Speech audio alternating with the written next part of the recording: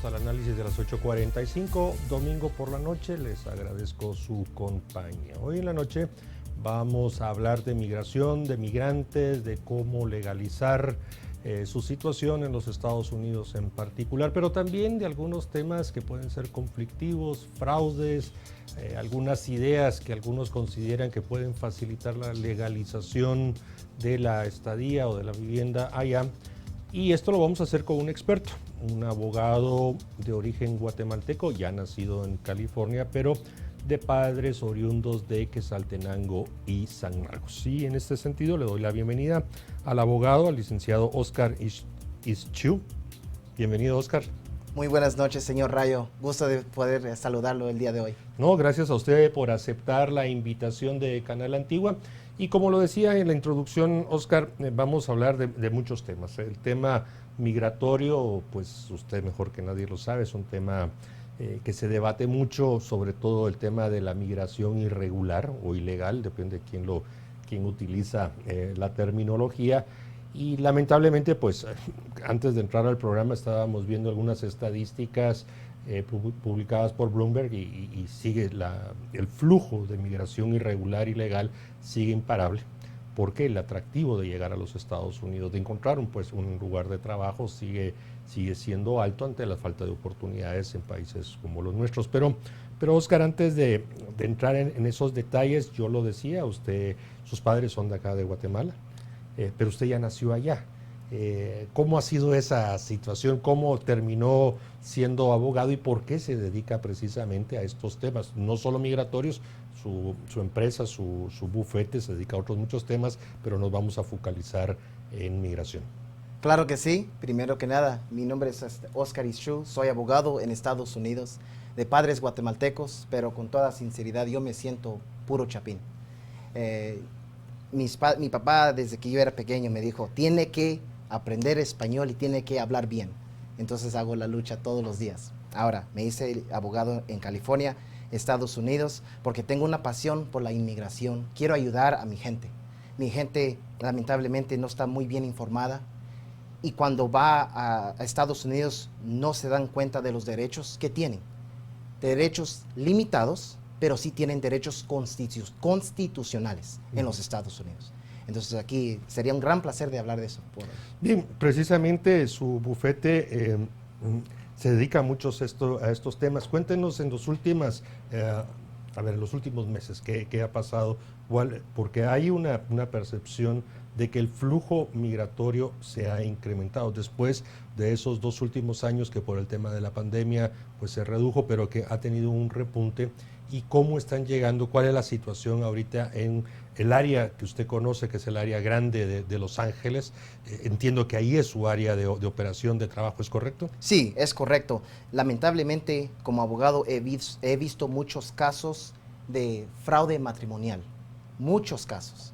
Y cuando hacen un arreglo aquí en Guatemala... ¿A qué se refiere específicamente a fraude matrimonial? Cuando hay un matrimonio, no por amor, okay, y le paga dinero, dólares, para que se casen en los Estados Unidos y después por ese medio arreglar papeles, agarrar la famosa green card, que sería la residencia permanente. Yo he mirado como abogado muchos casos de ello y es muy difícil pelear cuando la migración ya lo ha clasificado como un fraude matrimonial. Eso se llama la 204C.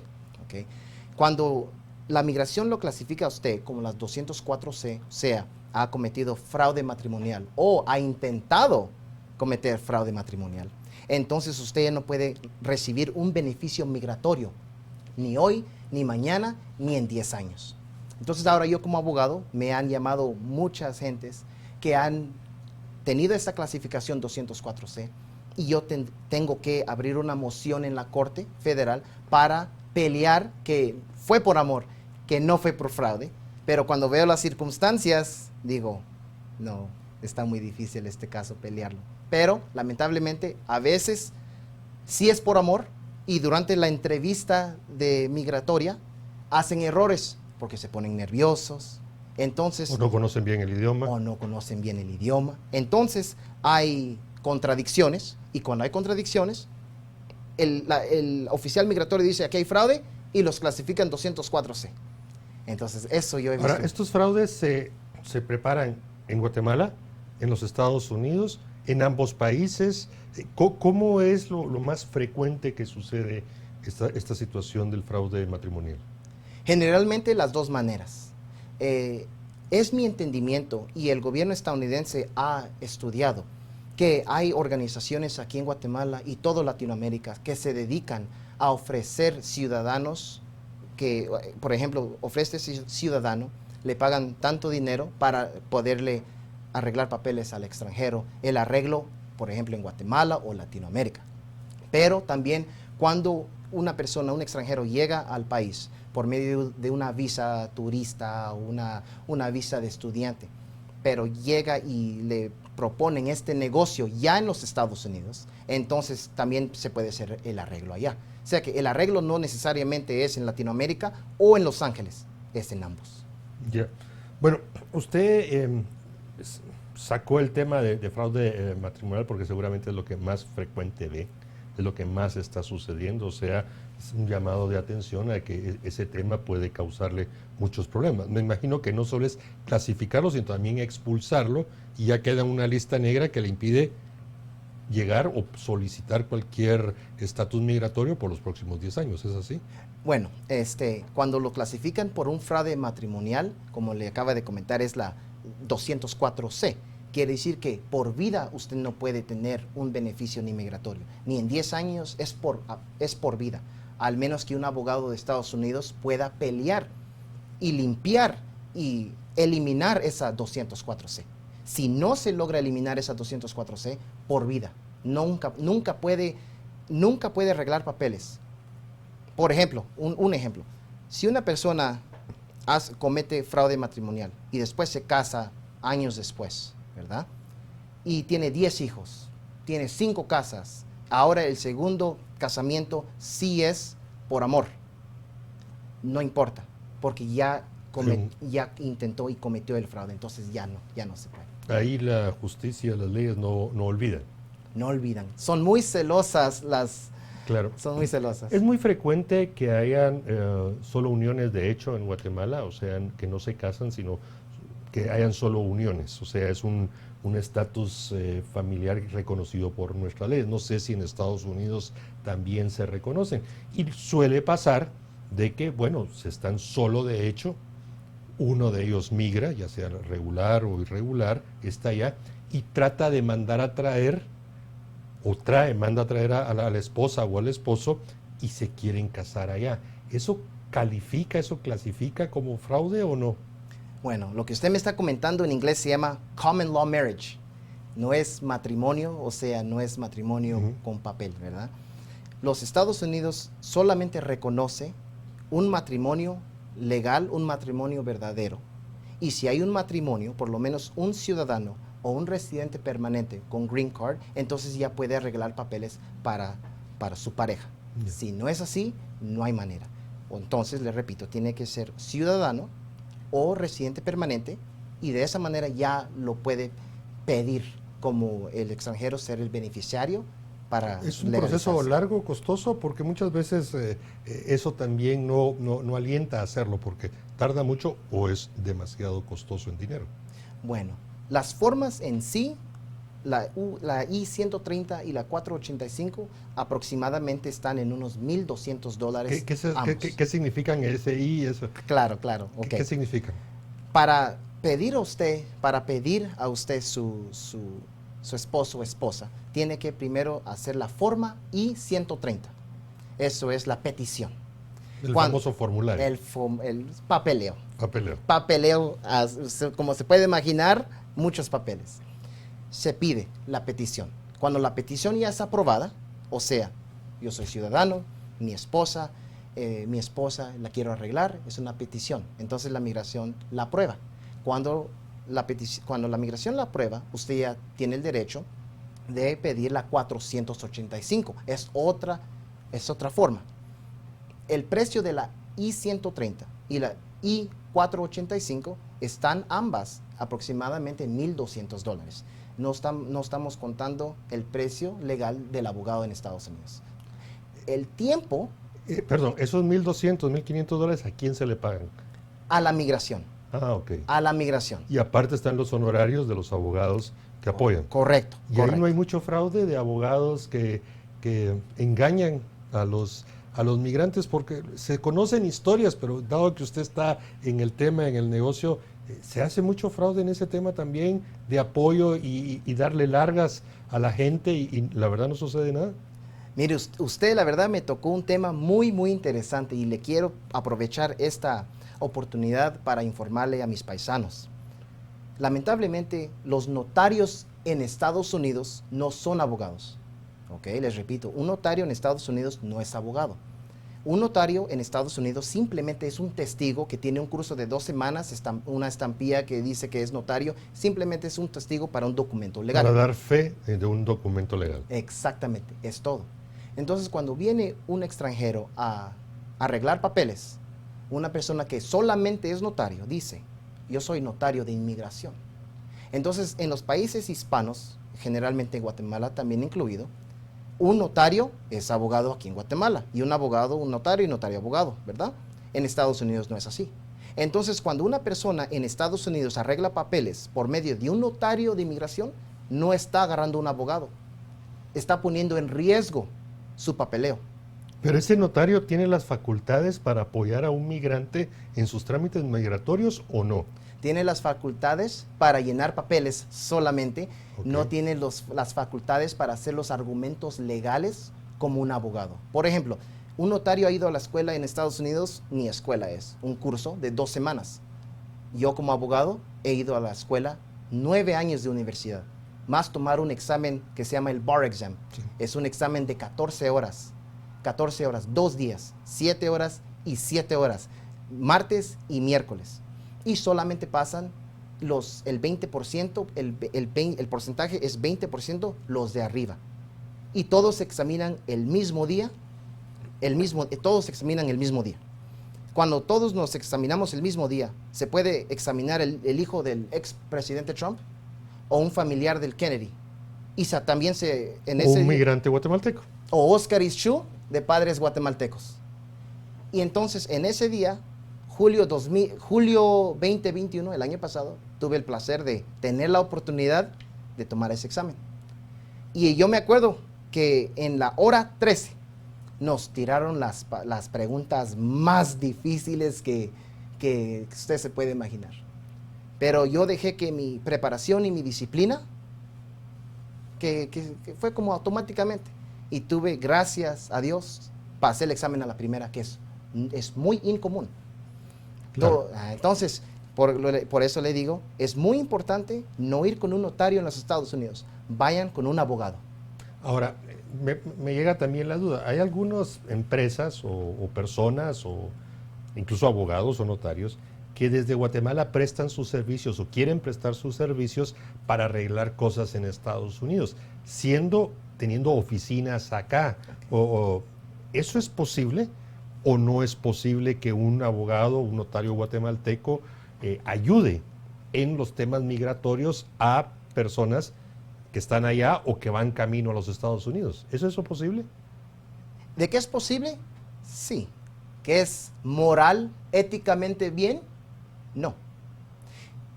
Pero para empezar, los abogados de Guatemala no tienen jurisdicción con nuestras leyes en Estados Unidos. Igual como yo no tengo jurisdicción sobre las leyes guatemaltecas. Yeah. Entonces, si un extranjero, un guatemalteco, va con un abogado notario guatemalteco aquí en Guatemala, se están arriesgando su papeleo. Se están arriesgando. Por ahorrarse unos quetzales, al final les va a salir muy caro. Yeah. O una visa negada. Negativo. Bien, nos focalizamos mucho en el tema del fraude de matrimonio. Evidentemente es uno de los más frecuentes temas que usted ve, pero usted inició diciendo de que los migrantes tienen derechos. Y recuerdo las palabras, derechos limitados, pero tienen derechos constitucionales. Correcto. ¿Cuáles son esos derechos que tienen los migrantes? Ya sea, y no sé si hay diferenciación, si ingresaron de manera legal o lograron ingresar de manera ilegal. ¿Qué nos puede explicar al respecto? Excelente pregunta que me hace, excelente pregunta. No importa si la persona es ilegal o es legal, tiene derechos constitucionales limitados. ¿Cuáles son ellos? Si son involucrados en un accidente, pueden demandar, pueden venir conmigo, yo puedo hacer una demanda para recuperar por su atención, por los biles médicos que tuvieron y hacer una demanda a la persona que le causó la herida. Ahora voy con el derecho constitucional. Cuando estamos en corte, ¿okay? Cuando estamos en corte, el juez o el abogado contrario de la empresa o el defendiente, the defendant se dice en inglés, no tienen el derecho de preguntarle al inmigrante su estatus legal. No se puede. Eso es uno de los derechos que tienen los inmigrantes ilegales o legales también. Por ejemplo, ahora no pueden votar. The right to vote, no pueden votar. No pueden hacer oficiales del gobierno. Entonces hay ciertos derechos constitucionales que son limitados. Ahora, California y en particular Los Ángeles y San Francisco y algunas de estas ciudades se caracterizan por ser muy progresistas, Sí. de darle derechos adicionales a los migrantes, por algunos muy bien vista, por otros no tanto, pero en fin, no voy a entrar a esa parte, sino que tienen algunos otros beneficios, ¿no? Por cierta cobertura social, de protección social. ¿Cómo está esa parte para los migrantes? Ok. El estado de California, mi estado que tanto amo, es un estado santuario. Quiere decir que un oficial estatal no le va a entregar generalmente al inmigrante a la inmigración. La migración es federal, o sea que es de todo el país. Uno de los beneficios de estar en California es que California deja que los inmigrantes tengan una licencia de conducir. Eso es una gran ventaja porque otros estados no tienen ese derecho. Entonces, también posiblemente pueden tener atención médica, ¿ok? Como atención médica, derecho de educación. Entonces, sí hay ciertas ventajas de estar en California, pero más veo yo el derecho de manejar, de conducir legalmente. Ya. A ver, serán 2 semanas ya o 3, se dio una trágica situación un poco adentro de la frontera sobre la muerte de más de 50 migrantes ilegales en un furgón. Pues, una noticia que ha circulado el mundo. Muchos de ellos eran guatemaltecos y recién se están repatriando. A ver, ese es un caso que es más allá de lo trágico de la noticia y todo. Se está tomando como un ejemplo de que no deben de buscar el ingreso de manera irregular o ilegal, menos utilizando grupos criminales, porque el riesgo que pase lo que pasó hace unas semanas es muy alto. Sin embargo, y aún con esas malas noticias y otros tantos casos de personas que fallecen, el incentivo sigue siendo muy alto de buscar ingresar a Estados Unidos, quedarse en Estados Unidos y trabajar allá, porque al final la mayoría de casos es por ir a trabajar. Claro. Entonces, con la experiencia que usted ya acumuló, incluso la experiencia de vida que ha tenido, ¿usted qué le dice a la gente, a las personas, a los guatemaltecos? O cuando usted va a Quetzaltenango o va a San Marcos a visitar a su familia, cuando le preguntan, ¿usted qué les recomienda, qué les dice? Yo no soy nadie para decirles a ellos que no vayan a Estados Unidos. Ellos tienen sus razones por qué van a Estados Unidos. Igual que mis padres en su momento buscaron una mejor vida, posiblemente por económico o por persecución. Como todos inmigrantes tuvieron sus razones de irse. Entonces yo no soy nadie en decir no vengan, pero sí voy a decir que está muy complicado la legalización de un inmigrante para ser residente permanente, especialmente con las leyes que hizo el señor Trump, el expresidente Trump en el 2018. Él puso muchas leyes contra la migración. Entonces ganó las elecciones el presidente Biden y todos pensaban que Biden iba a hacer una reforma migratoria y que todo iba a estar mejor. Y fue lamentablemente lo contrario. sin hablar política de mi país ahorita en estos momentos. No, pero está claro de que él dijo muchas cosas y poco o nada ha sucedido. Pero yo cuando le hice la pregunta anterior, Oscar Isio, no era para decir si quién era usted, sino como para decirles, miren, tengan cuidado con esto, procúrense de tener esto, asesórense con esto. O sea, me refería Ok. más a esa parte, porque es evidente, y yo soy de las personas, y se lo digo, que creo en la migración regular Claro, como una forma en que se pueden arreglar las cosas. claro. Por razones de vida viví muchísimos años en Europa, yo vi las migraciones españolas, italianas, las turcas, y sé que si se ordena, que si se hace de una manera correcta, ayuda a los países receptores de los migrantes y también, al final, también ayuda, con algunas complicaciones, a los países que sacan. Cuando digo sacan, no es que los expulsen, sino que salen de ahí. Entonces yo sí creo, soy de los que cree, de que hay que buscar más regularización, más formas de que ingresen regular, porque la oferta de trabajo en Estados Unidos, según las data, es muy grande, no está siendo cubierta y por lo tanto pudiéramos los guatemaltecos cubrirla. Claro, no solamente laborales, pero también educativos. Hay visas de educación cuando un guatemalteco quiere ir a estudiar a los Estados Unidos. Hay visas tipo E. También para inversionistas hay visas para ellos también. Sí. Ah, No, pero regresemos, Oscar, al tema que le preguntaba. Este tema, ¿qué le sugiere usted al guatemalteco? Ah, dejamos a la ok, familia. ok, ¿Qué le sugiere? ok. Yo lo que les sugiero es que si van a venir, que no paguen un coyote, especialmente la cantidad que pagan, porque lamentablemente estas organizaciones son muchas veces organizaciones criminales. Entonces yo le diría que busquen la manera legal de legalizarse, como le estaba comentando ahorita, inversionista, estudiante, por medio de religión, ¿ok?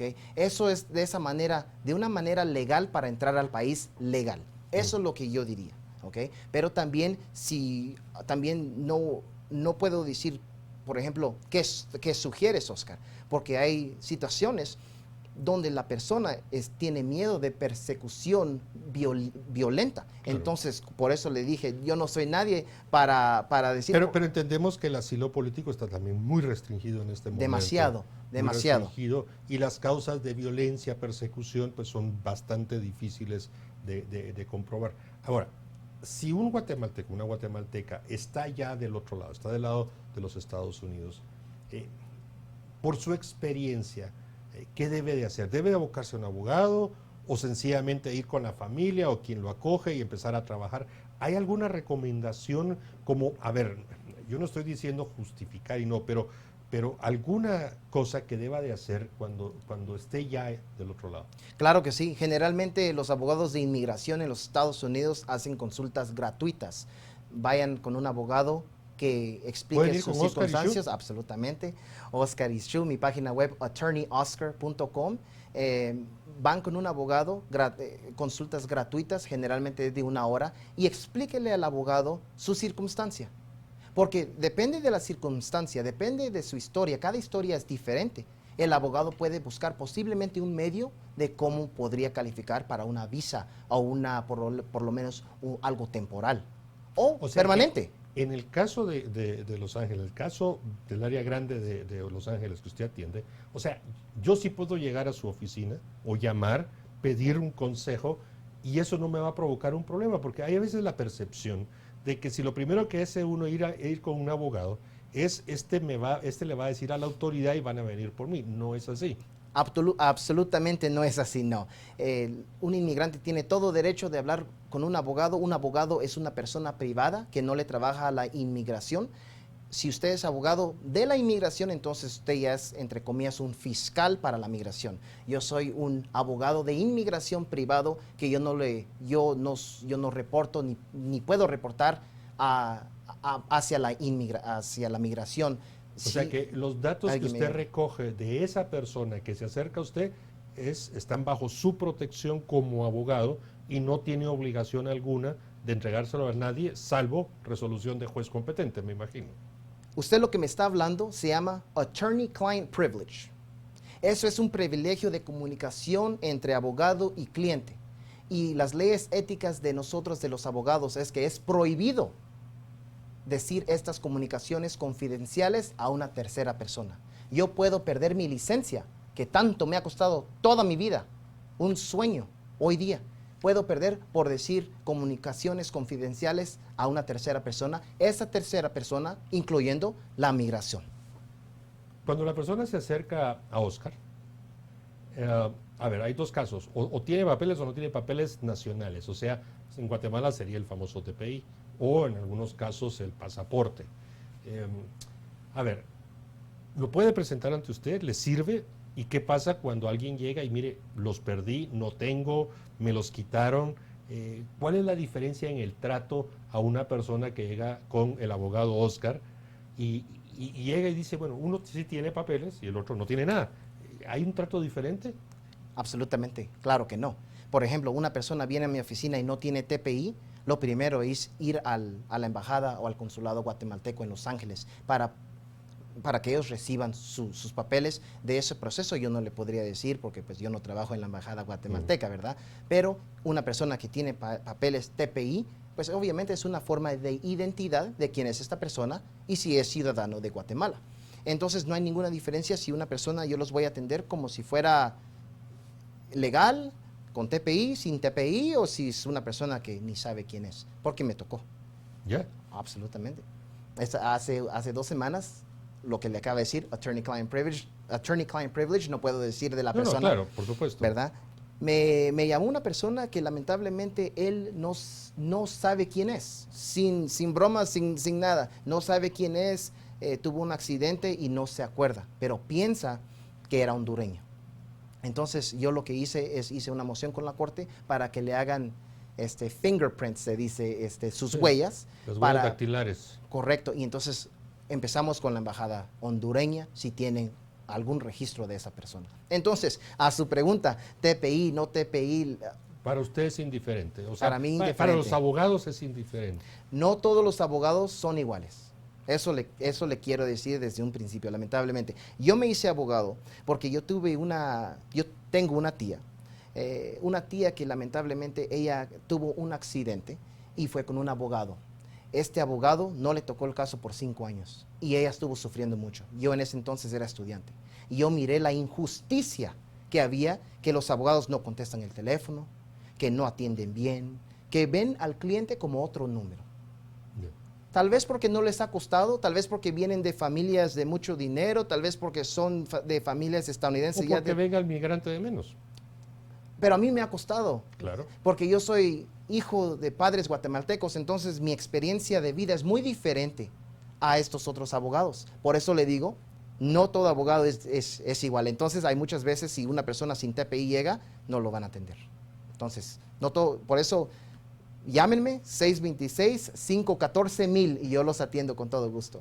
Ok, al final le vamos a ver si producción logró captar esos datos, Oscar. Pero regresando a estos temas de la migración, yo tomaba, y quisiera si puede ampliar un poco la situación que están viviendo los migrantes irregulares, ¿no? Porque sabemos que del lado de México, de la frontera de México, hay muchísima gente y se está acumulando cada vez más, porque no es que haya parado el flujo, que no estén pasando al otro lado, pero hay ciertas leyes del 2018, 2019, que han hecho más difíciles las cosas. Con esta migración irregular, ¿cómo lo están viendo allá en Estados Unidos? ¿Cómo lo ven en California, en Los Ángeles? Porque es un debate cercano y lejos al mismo tiempo para nosotros aquí en el país. Los estadounidenses miramos nuestro problema inmigrante como un sistema quebrado. El gobierno estadounidense también sabe que es un sistema quebrado y no hay ningún gobierno, no hay ningún oficial del gobierno que ha intentado componerlo. Ni el Congreso ni la Cámara de Representantes ha intentado, lamentablemente, no ha intentado a tener una solución.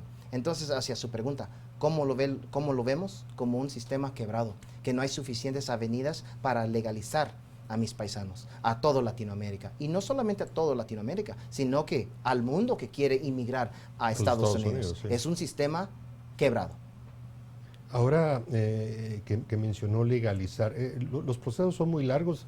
Yo recuerdo haber escuchado o haber visto no muy lejanos temas donde se decía de que uno tenía que residir 10 años, trabajar, una serie de condiciones que debían de cumplirse en ese proceso legal para legalizarse. ¿Cómo están ahorita las cosas? ¿Siguen las mismas condiciones? Ya le entendí su pregunta, lo que me está diciendo.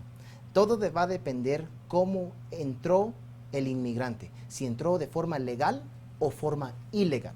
Ahora, ¿qué es forma legal? Por medio de una inspección de un oficial inmigrante de inmigración en la frontera, o por una visa, por ejemplo, una visa de estudiante, una visa E, entró como estudiante legal y ahora como estudiante decidió quedarse y ya no regresar. Cuando esta persona que entró legal arregla papeles, no hay una penalidad de 10 años si es que se casa con un ciudadano, porque entró legal. Ahora está más complicado. Si la persona entró ilegal, ¿ok? Entonces hay una penalidad de 10 años que tienen que regresar al país de su origen si es que quieren arreglar papeles con un esposo ciudadano o residente permanente. Hace unas 3, 4 semanas tuvimos acá en Canal Antigua, en este mismo espacio, a una empresa que estaba ofreciendo los servicios para facilitar a los programas de las visas HB1 y 2, creo. Okay. Usted me corrige, Oscar, porque no lo recuerdo exactamente. Entendemos que son visas para trabajadores temporales, agrícolas y no agrícolas. ¿Cómo lo ve usted como abogado migrante? ¿Sirven, no sirven? ¿Está fácil, está difícil? ¿Hay que aprovechar el cupo que le ofrecen a Guatemala? Claro que sí, definitivamente. Y hay muchas visas dependiendo de la clasificación que tiene la persona. Por ejemplo, el nivel de educación. Si una persona tiene por lo menos un bachillerato o un título de una universidad acreditada en Guatemala y tiene experiencia, con años de experiencia años de experiencia en su trabajo, ¿ok? Y si aplica a matemática, artes sociales, entonces podrían calificar para la H1B, ¿verdad? Ahora, una persona de agricultura, si está la oportunidad, yo diría, obviamente, es una avenida legal para entrar al país y podría entrar por la HB2. Pero eso se arregla desde acá de Guatemala, en esos casos, ¿verdad? Claro que sí, sí. ¿Y qué pasa? Entendí, y fueron muy claros, de que como son visas temporales, uno debe tener el compromiso de regresar una vez finalizado el plazo por el que está allá o por el contrato de trabajo que recibió. Pero ¿qué pasa si da el año o si la visa era un año y uno tiene ganas de quedarse allá? ¿Se puede acercar con un abogado como usted o ustedes no se meten cuando existe ese contrato temporal, ese tipo de visa? Claro que sí, se podría renovar, dependiendo de las circunstancias. ¿De qué circunstancias estoy hablando? Que la persona no ha cometido un delito o 2 delitos menores, que la persona ha arreglado sus impuestos, que ha sido un buen ciudadano temporal, entonces podríamos con todo gusto hacer una extensión. Si la extensión es negada, entonces ahora ya tendríamos que regresar, el inmigrante tendría que regresar al país de su origen. Yo lo mencioné hace unos momentos, el tema laboral, el tema de tener un puesto de trabajo, tener un ingreso es sin mayor discusión el mayor incentivo que hay para ir. Y hay una particularidad para los guatemaltecos. Los guatemaltecos, a diferencia de los salvadoreños y hondureños, se lo cuento de estudios de migración, tienen la particularidad que no le dan la espalda a su país, por el contrario, mandan mucha remesa, invierten mucho acá, porque en algún momento piensan regresar.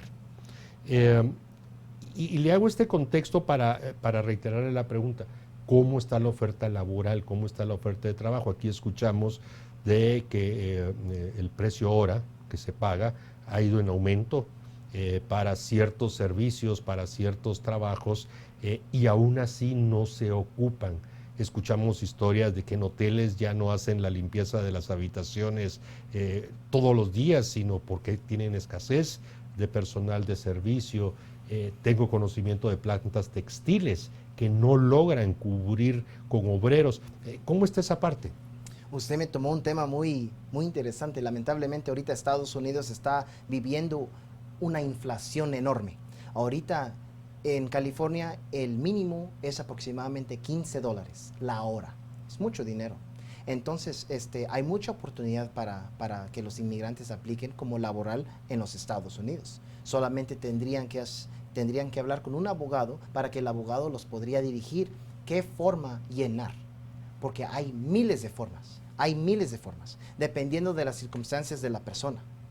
Es que hay tantas clasificaciones y tantas excepciones a la clasificación que por eso tendría que hablar con un abogado en los Estados Unidos, desde Guatemala, para ver qué le dice el abogado y qué sugiere. Pero el tema es que sí hay oferta laboral, ese es mi punto. O sea, sí está el mercado laboral americano demandando, ofertando puestos de trabajo que pueden ser ocupados por migrantes guatemaltecos. ¿Estoy en lo correcto? Está en lo correcto, sí hay cupo. Sí, ahorita en estos momentos sí hay cupo. Después el COVID complicó mucho, los estadounidenses no querían trabajar. La razón es porque el presidente Biden, en mi opinión, ¿verdad? Sin hablar mal de mi presidente, él empezó a mandar cheques semanales a todos. Entonces había gente que ganaban $900 a la semana. Entonces, ganando $900 a la semana con cheque, ya no querían trabajar. Entonces, los restaurantes literalmente rogando trabajadores, y no habían. Yo iba a cenar, no había para lavar platos, no había un mesero, no había esto, no había el otro. Entonces, la espera era 2 horas. ¿Y eso continúa así todavía? No, ya no, porque ya cortaron los cheques. Entonces, ahora ya están regresando. Ahora vamos a regresar al trabajo, sí. Ok, pero ¿y en el ámbito agrícola qué ha escuchado, qué ha visto usted? Porque hay mucho migrante que, pues precisamente por las comunidades de donde salen, tienen muchísima y muy buena experiencia agrícola. California, en varias partes, es una parte muy agrícola. ¿Cómo está esa parte del mercado agrícola, laboral agrícola? ¿Están ofertando puestos de trabajo o no? Es mi entendimiento que absolutamente sí. Estados Unidos es un país de 350 millones de ciudadanos. Estamos hablando de Los Ángeles, de punta a punta a Maine, estamos hablando de 3,000 millas. Hay mucha gente, especialmente ahí en California, ahí arriba donde crece la fruta, crece la lechuga. En Salinas, California, que es en el norte, están pidiendo mucha gente. Y a veces no logran sacar la mercancía por la falta de gente que ayude en lo laboral. Claro. Entonces sí hay mucha oportunidad en mi entendimiento. Ahora, regresando ya al ámbito de Los Ángeles, sabemos, al menos las estimaciones, porque no hay estadísticas, no hay censos, sino se estima que Los Ángeles, el área grande de Los Ángeles, no es downtown, sino el área grande, es probablemente la ciudad y la región que más guatemaltecos migrantes acoge. Algunos llegan a decir que hay más de 1 millón de guatemaltecos por ahí. No sé si es cierto, usted no lo dirá. Pero ¿cuál es la situación actual en Los Ángeles? El ambiente, se habla de polarización, en fin, ¿cómo está la situación? Los Ángeles, como todo Estados Unidos, ahorita tiene mucha inflación. Lamentablemente, en mi opinión, mi ciudad de Los Ángeles va en caída, no va en subida. Hay muchos actos criminales. Yo también soy abogado que defiendo acusaciones criminales también. Y yo veo todos los días cómo los crímenes están creciendo todos los días, semana a semana. Incluso acusaciones criminales es lo que más suena a mi teléfono. Inmigración sería tercer lugar, segundo lugar sería accidentes. Pero lamentablemente, en mi opinión, Los Ángeles va de caída, en vez de estar mejorar. Pero, ¿y esa situación inhibe a ir a vivir a Los Ángeles o no? ¿O todavía la gente sigue estando atraída y en este caso guatemaltecos atraídos de ir a Los Ángeles? Es que Los Ángeles tiene un comercio enorme. Hay muchos trabajos, hay mucha oportunidad de educación, hay hospitales, entonces hay mucho movimiento de comercio. Están los puertos, está el puerto de Long Beach, ahí hay mucho negocio. Entonces por eso los guatemaltecos y toda Latinoamérica le atrae mucho Los Ángeles, porque es un punto donde también la cultura migratoria está viva. Por ejemplo, usted va a la Placita Olvera y ahí ve muchos mexicanos. Usted va a Los Ángeles, usted puede encontrar lo mejor de la cultura de Latinoamérica. Por eso es que muchos inmigrantes van a Los Ángeles, porque el comercio y la cultura está de lo más grande. Pero como les repito, lamentablemente, no por los inmigrantes, simplemente porque yo pienso que ya la ciudad está tan saturada que vamos de caída. Muchos DUIs. DUIs es cuando una persona, ya sea legal o ilegal, maneja borracho. Ujú. Hay tantos casos de eso que la Corte de Los Ángeles Metropolitana, yo estuve ahí la semana pasada, estuve hablando con el fiscal, y el fiscal me comentó, me dice, adivina cuántos casos de DUI tenemos solamente en esta corte. ¿Cuántos, fiscal? 189. Le dije, ¿189? Sí, y mañana 171. Imagínese. Claro. Entonces, hay muchos DUIs. Sí. Ok, regresando al tema migratorio, Oscar, porque ya estamos adentrándonos en la parte final del programa.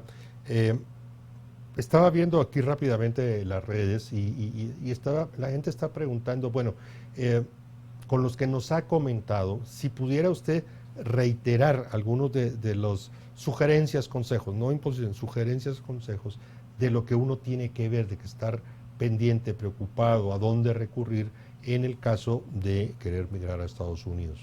Claro que sí. Número uno, yo lo que primeramente diría es, desde Guatemala, vean de una manera cómo pueden contactar a un abogado de Estados Unidos y explicarles sus circunstancias, porque es muy posible que posiblemente pueden calificar para una visa U. ¿Okay? Una visa U sirve para víctimas que han sido abusados de ciertos actos criminales que es calificatorio.